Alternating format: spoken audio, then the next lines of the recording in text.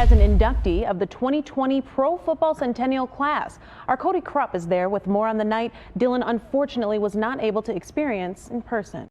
That's right, that announcement came just 5 months after he passed away, but this man made history even before Vince Lombardi. He played just 8 seasons and 7 of them were on losing teams, but to this day still leads those Packers in career interceptions. So think about it, in an era that was all about the run game, he came down with 52 of those, was a 4-time Pro Bowler and 4-time All-Pro. And get this, had just one eye, so that other one sure had an eye for the football. He got his rightful spot Saturday night in Canton with CEO and President Mark Murphy watching on.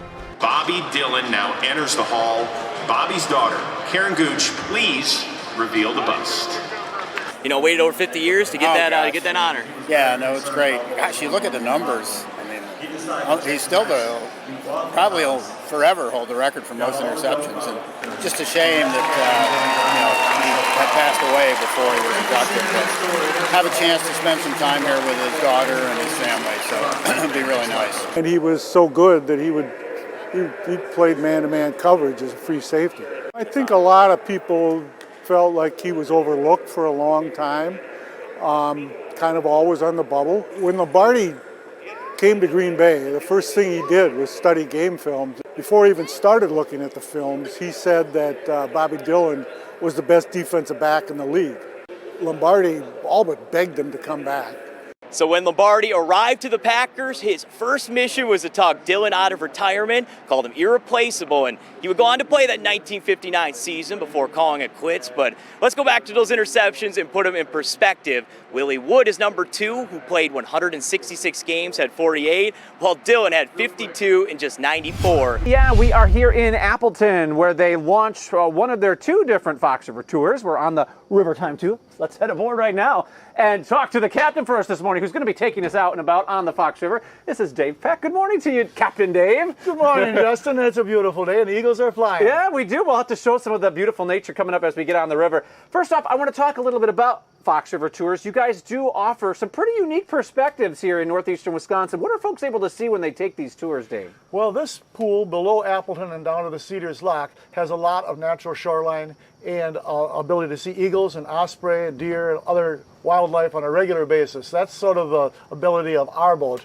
right here in Appleton. The company has another boat down in De Pere, and that's a wholly different pool of water. Yeah, it's totally different perspectives and views too, but nature is really a cool thing to see here. But the locks system is also something that folks will maybe have the chance to experience when they're taking these tours, Dave? Yes, and we lock down to Little Chute fairly regularly, and we have an exciting new segment that's opened up. We can go all the way down to the Rapid Crush barrier lock right now, and that's a 9-lock trip downstream from Appleton. That's so cool. Later today, we're going to actually showcase some of that and give you, if you've never done this before, and I have to admit something, Rachel, I've never done this before, traveled through the lock system, so this is going to be a first time for me being able to see this, and we're going to try to share that with you, the viewers at home, too, at the same time. Folks who are interested in getting involved with a tour, how does this work? Are there public tours, private tours, both? Yeah, if you go on Fox River Tours, is the best way to understand what tours we have available.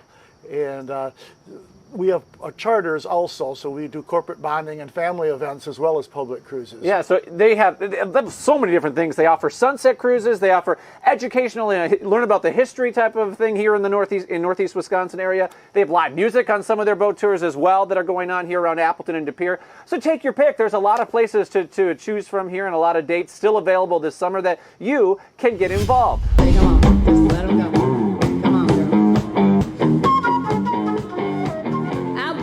The husband and wife duo that is the band Circe is playing at Mile of Music for the first time and was a big hit Friday at the Red Line Courtyard. Beat my troubles like a drum. It's amazing. We did a lot of live streaming in our basement in upstate New York, and although that was fun, it's weird to finish songs and not hear applause or see people. So it's really cool to be able to interact with people in the flesh again. This last year and a half of the pandemic was undoubtedly tough for everyone, but it particularly hit musicians hard. So like many, Circe took to the web and hosted free virtual shows. They don't deserve a good time. Our fans were really generous and tipped us, and we were able to survive with that. from the love and support of them, so we were lucky. We tried to make the best of a bad situation. Immediately, it kind of took everybody off the road for a little while. The Chicago Bluegrass band Henhouse Prowlers tried to keep busy by doing online music education for its nonprofit organization, Bluegrass Ambassadors. To a certain degree, that kept us busy. It doesn't mean we weren't devastated by the fact that we couldn't play. And now that we're back again, it's amazing.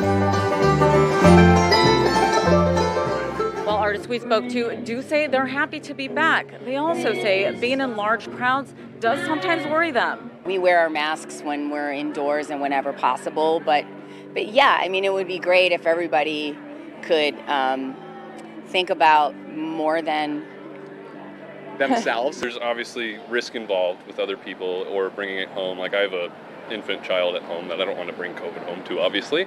But we're wearing masks indoors. Still, the musicians understand sometimes people can get lost in the music and forget that there's even a pandemic still going on. It was an amazing show, and it was so amazing I forgot about COVID during the show. And then we had this talk afterwards that was like, wow, I don't know, that might have been an unsafe situation. And we all in line went and washed our hands after having that conversation.